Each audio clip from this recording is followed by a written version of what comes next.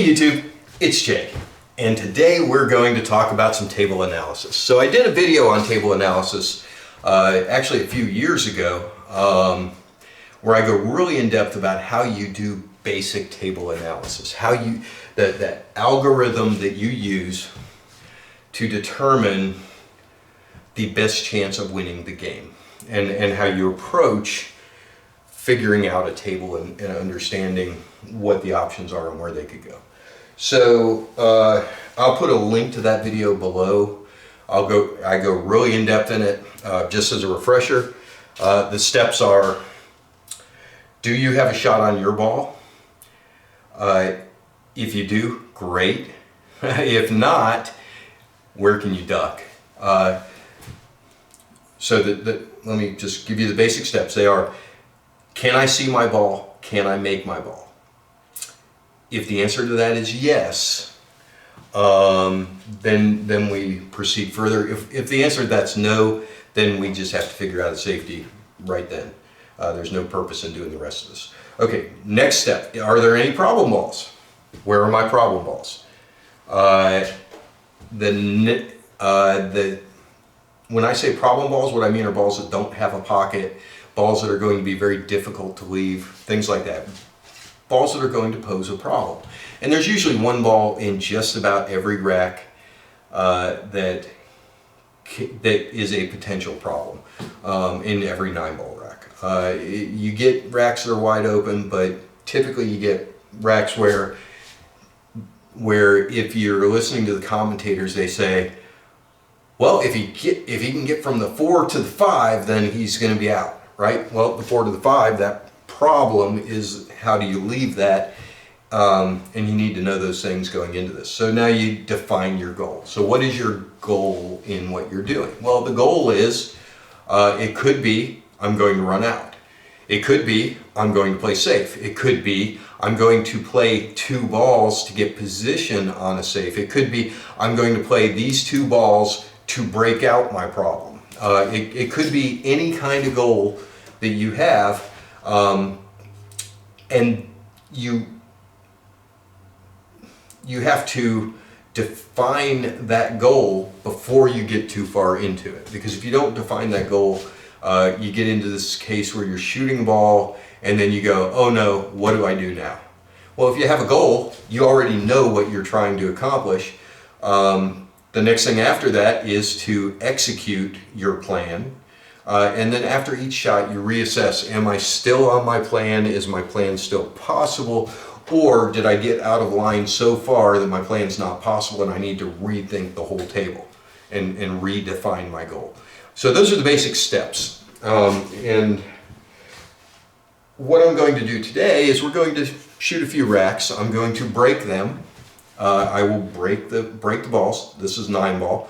I will break the balls. I will talk through how I'm analyzing this table and what I'm thinking and where I'm going, and then I'm going to actually play the table and play to where and play for what the goal is that I defined early on. And so I want to show you several examples of that. These are 9-ball These are all 9-ball examples. At some point I will do 8-ball racks like this. I'll do straight pool racks like this. I want to focus on analysis because a lot of how you do in pool has to do with how you plan your rack. So let's go ahead and take a look at what that looks like. Again, if you like this type of content, please hit like, please hit subscribe, ding the bell for notifications. It lets me know that you like this kind of content, and so I'll keep creating this type of content. If you don't comment, if you don't hit like, you don't hit notify and subscribe, then I don't know that you like this, and I'm not going to put the effort in, because it's a lot of effort to do this. I'm not going to put that effort in on content that nobody's watching. So with that said, let's go ahead and look at some racks.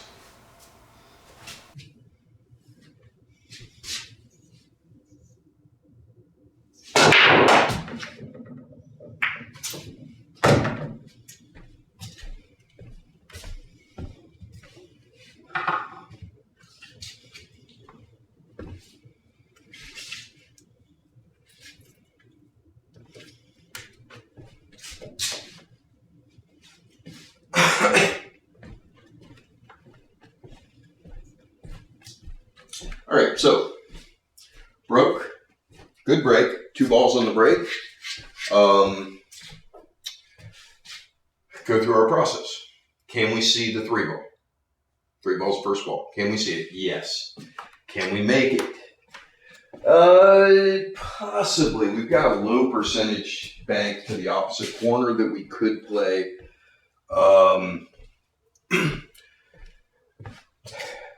Ultimately, though, this is going to be a safety or a 2-way shot. Now, I'm not a big fan of 2-way shots. I feel like you have to commit to one or the other. Either you're playing safe or you're playing to make the ball.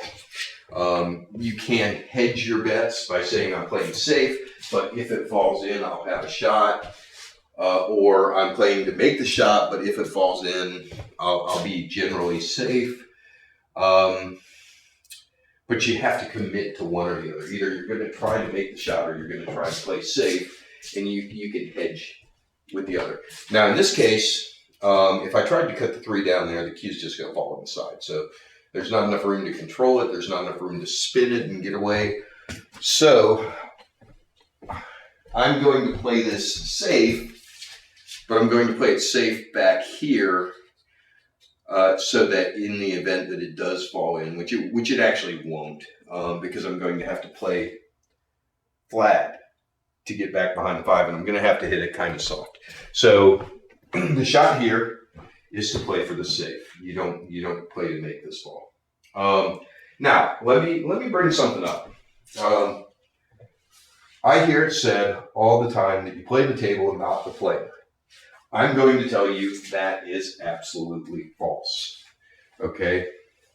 The truth is that when you're at the high level of play, okay, so let me just put it this way. If you are playing against a bar banger, and you really don't respect their game, you don't believe that bar banger is going to punish you for a miss, you might try this shot and play to make it. On the other hand, if you're playing against Earl Strickland, or Efren Reyes, or SVB, or somebody, Tony Crosby, one of the guys at the top of the game, you are never going to shoot to make this. You're going to shoot for the safe. And the reason why is, and let me give you a perfect example of this. I played Earl. Earl Strickland and I played in the second round of the UPA inaugural championship. Inaugural tournament back in late 2002, maybe early 2003, and I was up on Earl 9-1, and we were in a safety battle, and I made a mistake. I played it safe, and there was a window that maybe had 1 millimeter of room on either side of it to make a ball. And Earl looked at it and shot it and made it.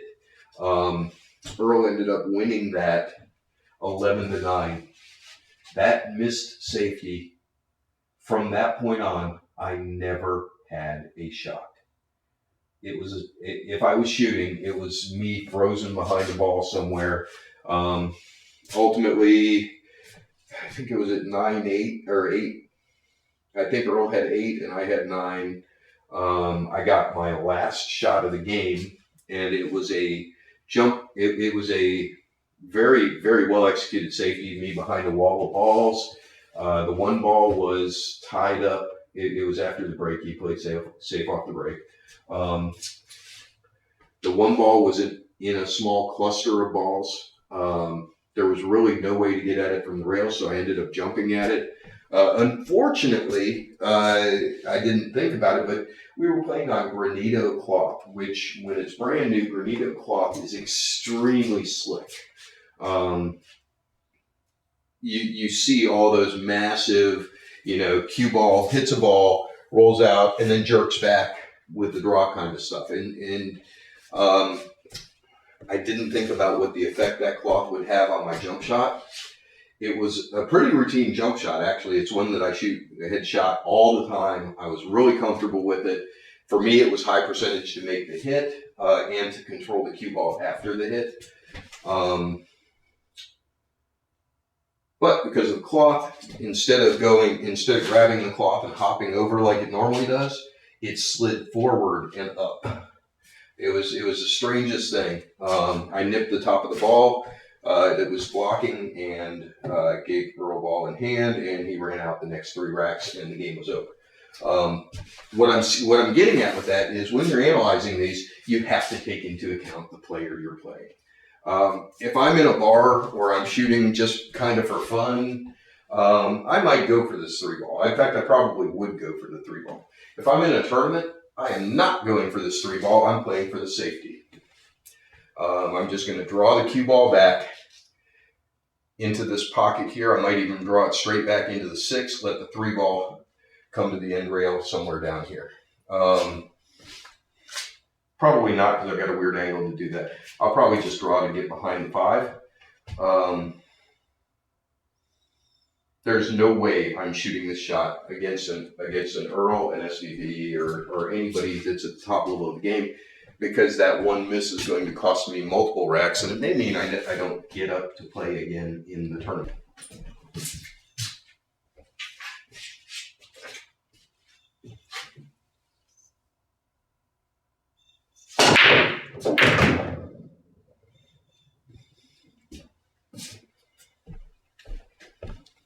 All right, let's look at this rack. Can I see the 3? Absolutely. Can I make the 3? Well, yeah, it can be made up here. The question is, do we want to try that? That's a pretty sharp angle to hit this on. But the good news is that if I do, I can run out. The bad news is that if I don't, my opponent's going to run out. So this is a high risk, high reward shot. If you're comfortable with this shot, have at it. Personally, I see a much better option here, which is to shoot the 3 down the table and roll the cue back behind the 8. It's just such a naturally easy safety. Your biggest problem will be if you accidentally make the 3. As long as you don't accidentally make the 3, this is kind of a gimme safe. This, having ball in hand on a table like this, is invaluable. We got 2 balls down. We've got everything here on the low end, then we move this end of the table, get these 2, and then we got the 8 in that corner and stop the cue and hit a straight in shot on the 9. This is a dream rack, okay? So, I know that a lot of players, especially good players, will try this 3. And I will tell you that nothing good can come out of that except on rare occasions. I am not going to shoot this shot. I'm going to duck every time. That is such a natural safety. You give me ball in hand on this table, this game is over. I think everybody can see that. Okay, now, is this a hard safety to hit? Not really. I mean, the 6 is a little tight, so you really only have this back half of the 3 ball over here. The 2 rail option is not an option because you're behind that 8.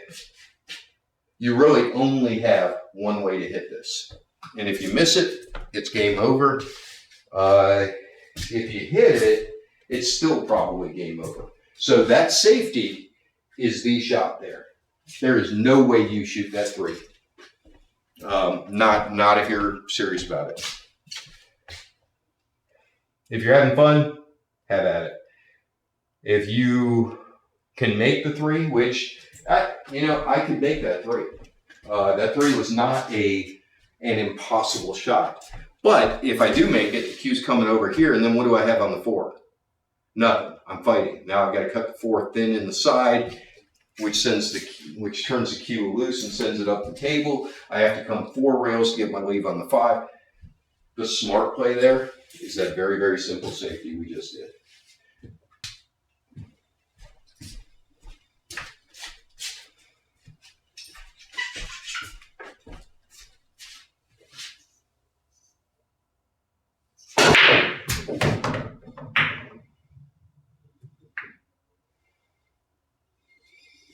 Okay,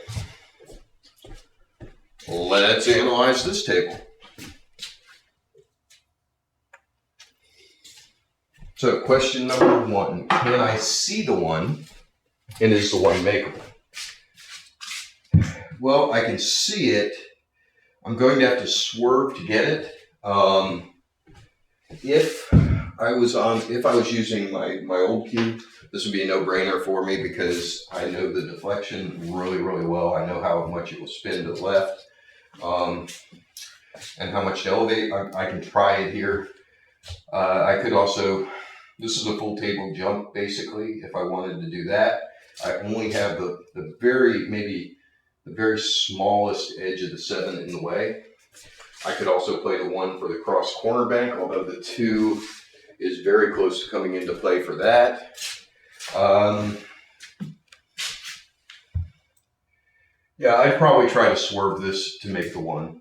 So let's think about everything. So can I make the 1? Probably not. The reality is, bar banger, I'm shooting at this 1 with swerve against a good player, even a high level amateur. I'm not. I'm going to duck. I'm going to go off the 1, send the cue ball down to the rail. The 1 comes off and out. The cue ball, I'm going to have a little bit of inside English on it so that it spins to avoid the double hit and comes down here to this end of the table. So that's the only shot here. That's what I would play.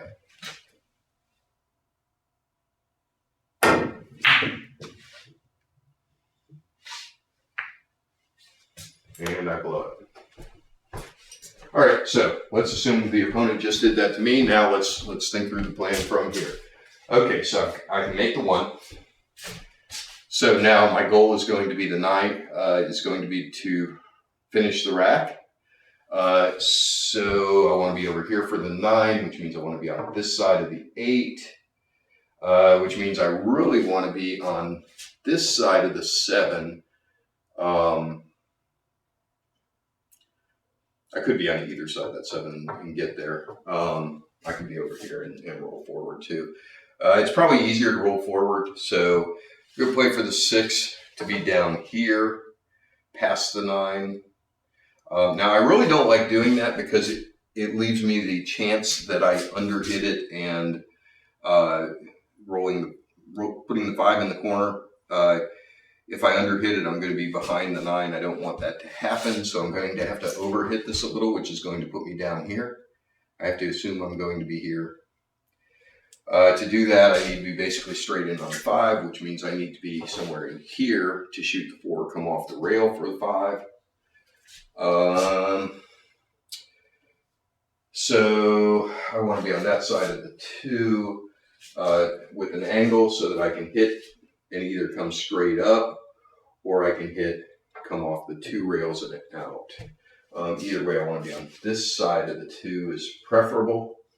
And just making the 1 is going to naturally put my cue where I need it. So that's the plan from here.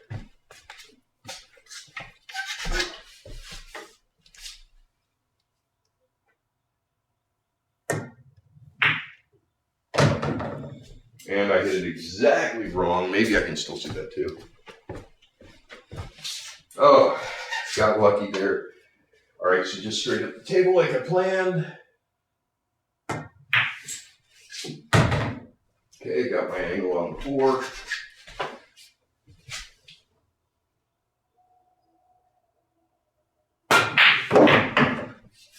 Straight in on the 5 as planned. Roll it forward, make sure I get past the 9.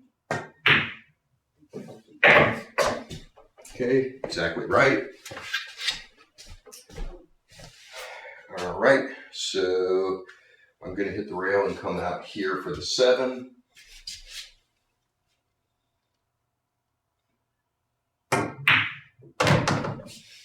Okay, I hit that too hard, so now I need to rethink my plan. So my plan was to be on this side of the 7 so I could hit it and just come back here, hit the 8 and drift up the table for the 9. I'm on the wrong side of the 7 to do that. So let's back up here. Let's reassess this. Okay, so I can stop it, which will give me a slight angle, and then I can go forward and up for the 9. Or if it drifts off, it's going to get an ever widening angle, and if it gets too much of an angle, then I can come off these 2 and out for the 9. So I'm still in decent shape. I just need to make sure I hold this and don't roll forward.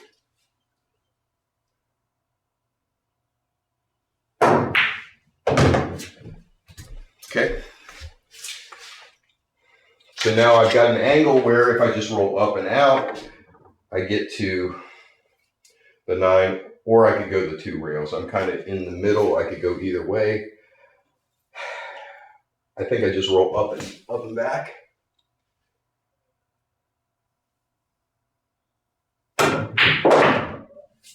And if I got my speed right, I should be about straight in. And I did. All right, let's do another rack.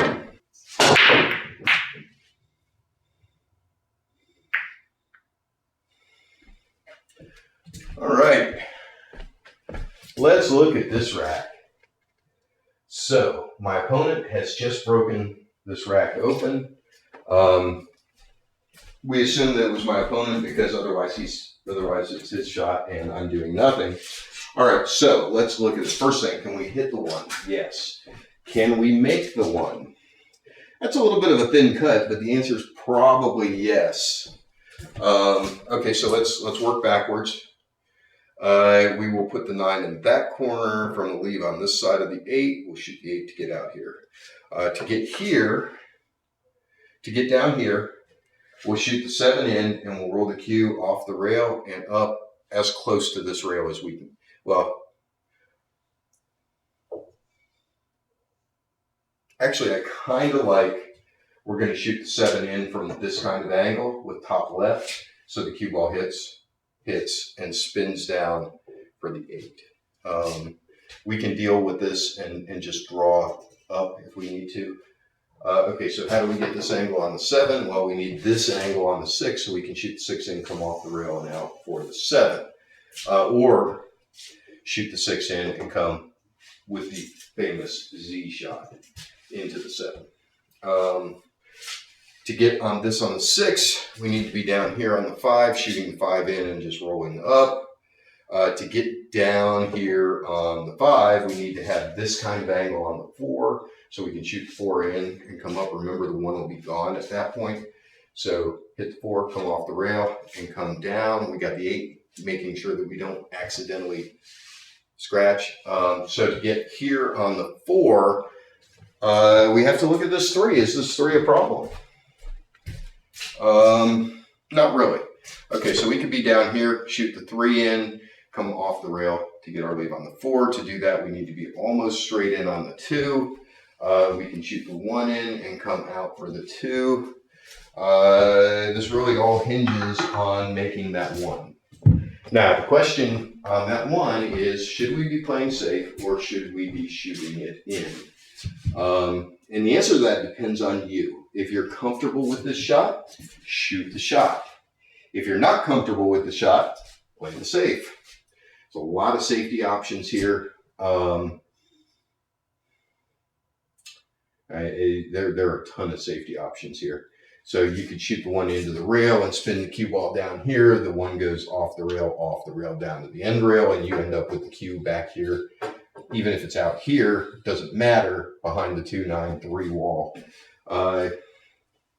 Me, I'm aggressive. I'm going to shoot this shot.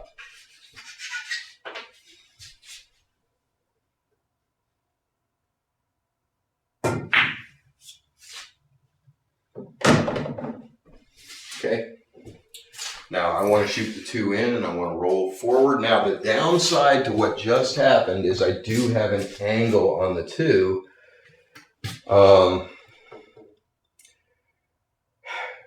I am going to bump the 9 if I shoot this soft. I just have to hit this good enough that even with the forward motion the 9 picks up. I don't want to hit it so hard that the 9 rolls up against the 3 and screws me. I want to hit it soft, but with just enough to get the cue past the 9. So I definitely need top English, and I definitely need to hit this really good.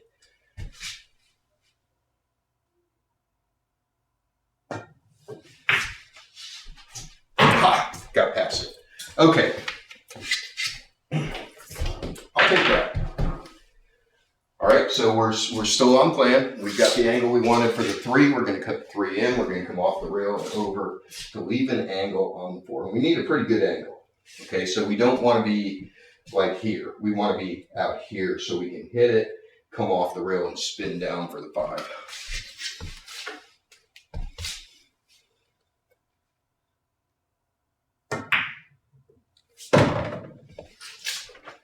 Okay, I like that. So now we're going to shoot the 4 in.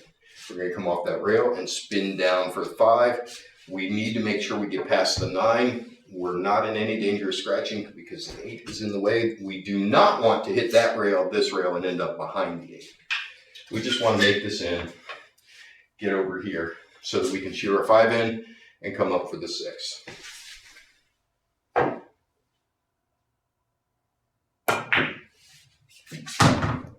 And I'm behind the 9. I caught the hair. Okay, so now we have to reassess.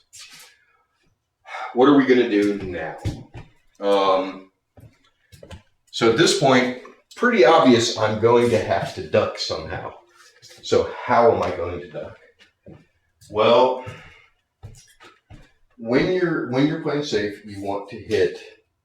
You want to control either the cue ball or the object ball, not both. However, if I play this, so 2 ways to hit it this. One is off this rail and hit it full in the face and send the 5 out. Okay, and then hopefully the cue stays roughly in this area. The danger with that is if I hit too far down, I spin and go into the corner. So I'm really going to have to come this way at it, and I've got a choice of, do I hit it and try to make it and let the cue ball roll up, and if I miss, well, hopefully it's somewhere behind the 8, or do I hit it 2 rails, hit full into it, and have it come out here? There's a little bit of danger there with if the 5 hits the 9, I'm in trouble, but if the 5 doesn't hit the 9, I'm going to end up with a very nice safety. Or, like I said, I can try and play this in and come off. I really like trying to play this in because it's got a natural safety built into it, but it's not the percentage to win the game. Percentage to win the game is to spin with left-hand English, hit that rail, short hop into the 5, let the 5 come out, hit this rail and come over. And leave the cue down here by the end rail. That's really the better shot of the 2. So that's what I'm going to play.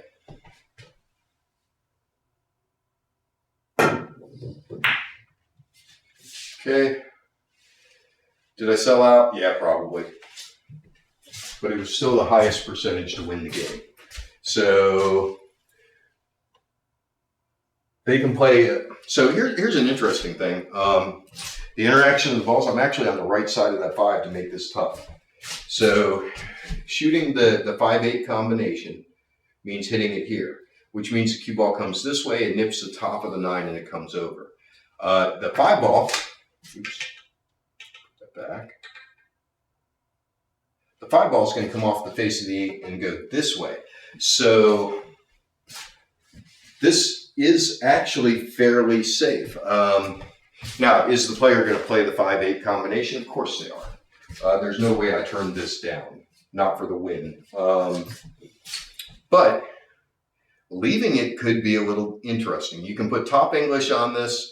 The 5 hits the 8. The 5 comes over here. You put enough top English on it to fight through the 9, come to the rail and out is probably the best way to play this.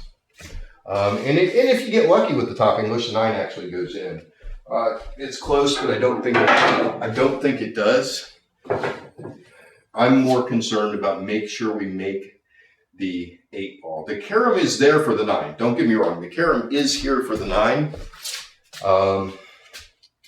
It's right here.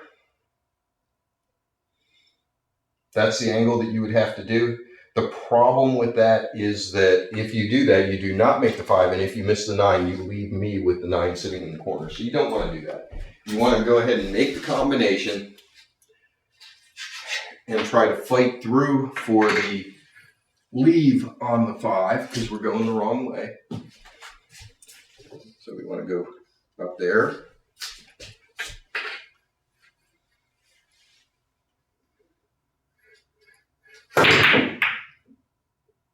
See, that's why you don't want to play that 9. Miss the combination. Combinations are tough. There is no such thing as an easy combination if the object ball is not sitting basically right in the pocket. So here, I mean, this is a gimme. We got to shoot 5-9.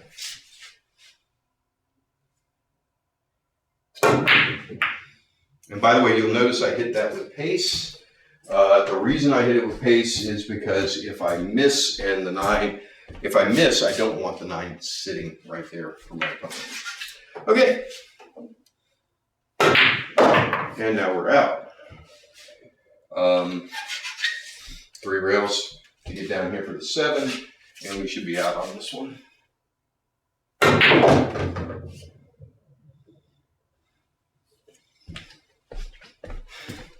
Up and down the table for the 8.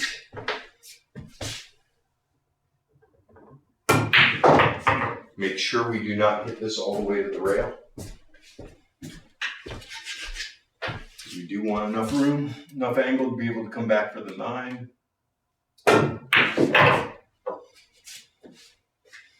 And game over.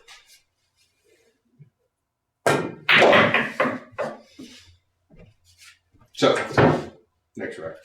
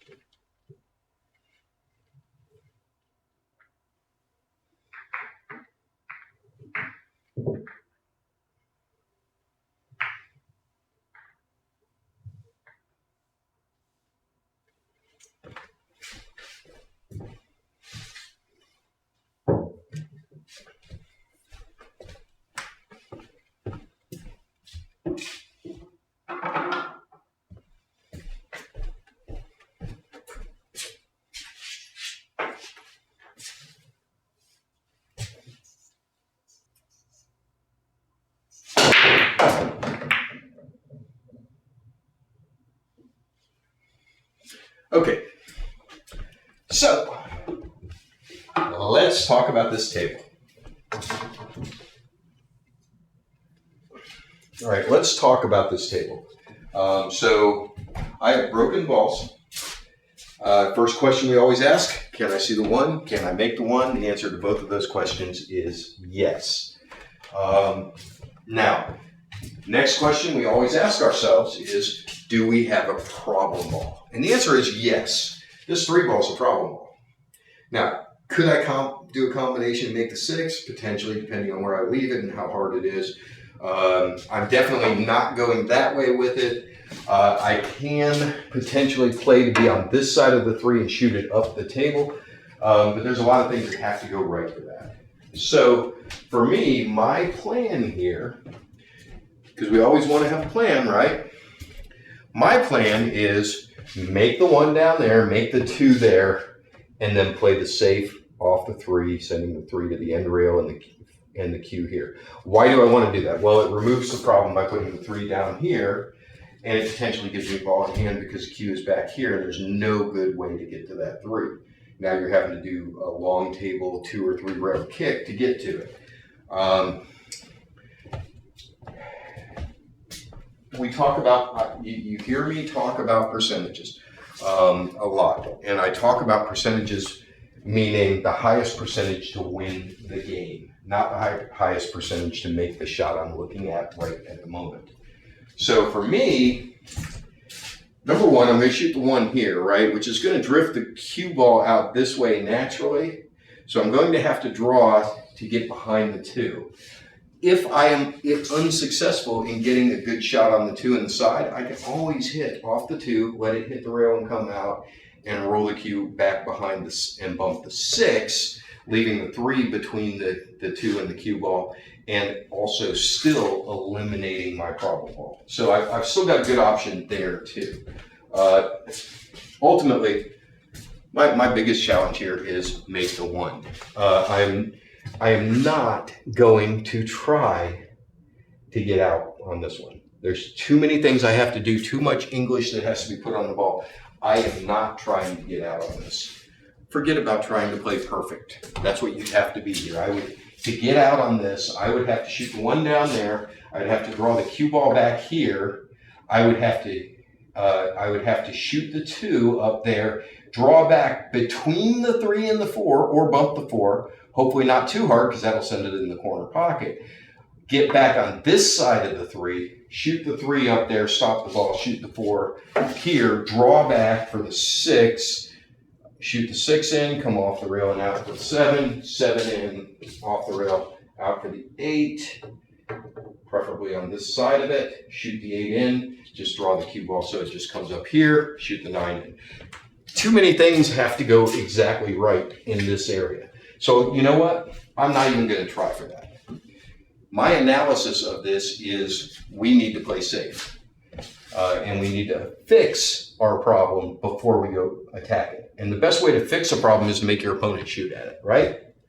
So we're going to send the 1 down here. We're going to try to draw the cue onto this side of the 2, because the perfect answer would be to shoot the 2 on the side and have the cue come out and be able to just shoot the 3 straight and leave the cue behind the 6. But like I said, if we come up short on the 2, we can always hit off the face of the 2, come back here and run into the 6. And hey, if the 2 falls in, we're on the right side of the 3 to make it anyhow. So that's kind of the plan. We're not going to think about the 9 ball. We're not going to think about the 6, 7, or 8. We're going to think about how do we get on our 3 in a way that we can play safe.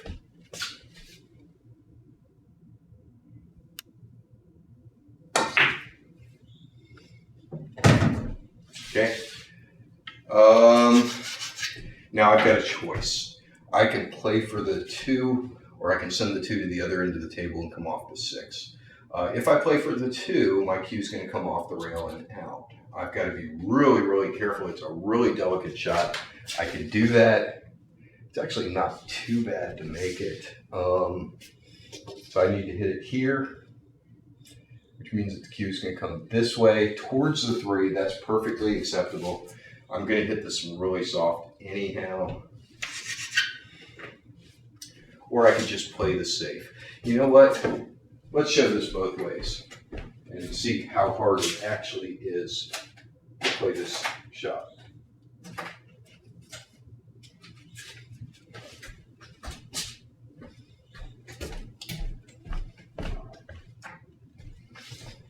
Let's just go ahead and look at this real quick. I suspect that the right shot is to go ahead and play safe now, but we'll try it both ways and see how hard it is.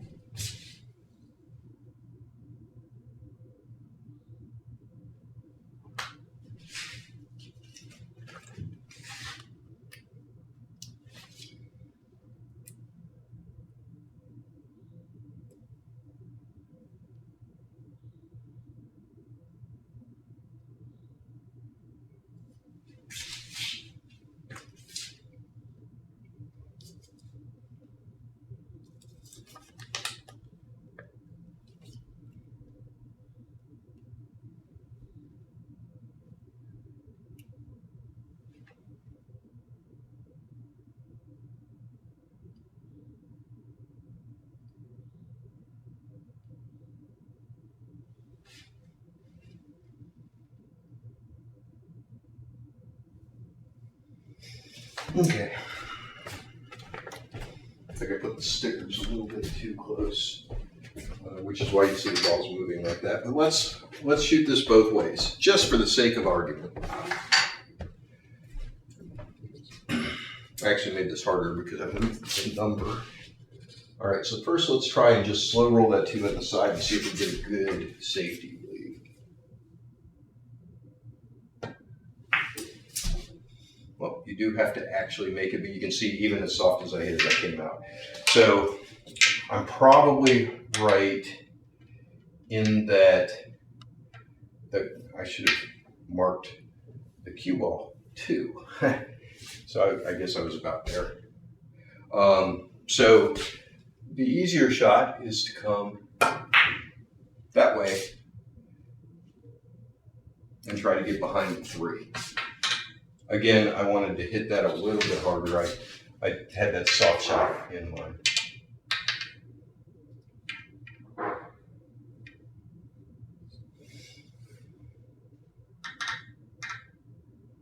All right, so the other shot is to try to get down behind the 3 by hitting the 6. Okay, I am perfectly fine with that. So you can see we're on the rail, we're directly behind the 3. Is that jumpable with the jump cue? Absolutely. But you know what? It's also dangerous because if the cue ball hits the 2, so first of all, our angle on the 2 is here, which means that the cue ball is going to tend towards this rail. And it's going to bounce. It's going to bounce and most likely come back here behind the 8. So I'm perfectly fine with them jumping at this shot. And what did I just do? I just eliminated the problem. I put them in trouble. Now they have to do something. They have to make a shot here. Not only do they have to make a shot, but they're going to have to make 2 of them in a row because of the leap. So I really like playing that safe. And you notice that what we did there is we played to make the 1 to position ourselves for the safe. We figured out that we weren't going to shoot it, so we used the 1 ball to position ourselves to get this good safe. And hey, if they want to jump at that, more power to them. There's a lot that can go wrong with a full table jump like that. Even the slightest hit off to the center, off center, is going to make it bounce and then curve away. This shot, it requires almost technical perfection. So I am perfectly fine with that. And of course, assuming that they don't hit it, I get ball in hand. And if they do hit it, hey, more power to them. I'll just either I'll either run out from there, or I'll either run out or I will play another safety. I'm perfectly fine with this as a safe. But the point of it is that because I knew that there was a problem there, I was able to position myself to deal with the problem. Now there are no problems on the table except the one my opponent has to figure out. Okay? So no problems on the table any longer. I should run this out. If I had ball in hand, I would run this out, right? We always make that assumption when there are no problem balls. If you have ball in hand, you're going to run this out. So, and this run out is not very hard if you have ball in hand. You shoot the 2 in, off the rail and out. You shoot the 3, you basically stop it on the 3. You shoot the 4, you roll forward and up. You shoot the 6, you come off the rail and either straight out, or I prefer to come off 2 rails there and come out here. You shoot the 7 in, come off the rail and out. You shoot the 8, you go up. You shoot the 8 from an angle like this. And again, this is very similar to other shots we've seen today. You either come straight off the rail up here, or you spin it for the shot there. All right, so that's how you analyze racks. That's how you think your way through these racks. I hope you enjoyed it. I hope you learned something, and we'll see you next time.